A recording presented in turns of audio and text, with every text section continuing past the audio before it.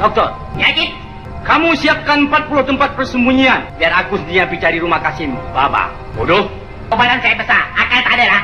Bodoh. Surara. Assalamualaikum. Waalaikumsalam. Waalaikumsalam. Ahlan wa sahlan. Ahlan wa sahlan. Ahlan wa sahlan. Kalau tak salah saya biasa nampak muka Encik. Saya punya muka? Iya. Oh, itu dulu semasa saya jadi kepala penyamun. Sekarang saya sudah pencik. Encik ni barangkali dah lupa dengan saya. Saya pernah tengok saudara punya muka. Di mana ya? Saya yang jadi reporter dulu. Reporter? Allah mahu sahabat lama. Ahlan wa sahlan. Jadi sekarang sudah tidak jadi kepala penyamun. Oh, sekarang saya sudah bertobat. Sekarang saya sudah menjadi saudagar minyak. Macam-macam minyak saya meniaga. Minyak sapi, minyak zaitun, minyak senyonyong, baik minyak. Jadi saya sudah kemalam-malaman lah.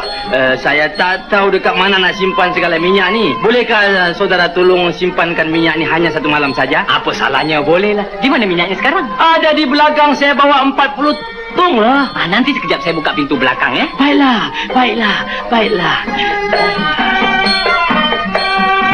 Bawa ke ujung sini. Saudara, sudah siap? Silakan. Alamak, macam-macam minyak Syukur, Alhamdulillah. Nasib baik ada rumah saudara. Jikalau tidak, mana saya nak simpan segala minyak-minyak semua? Sudahlah sahabat, sudahlah. Mari kita masuk ke dalam berehat. Silakan. Oh iya, nah, uang mas. Terima kasih tuan. Silakan.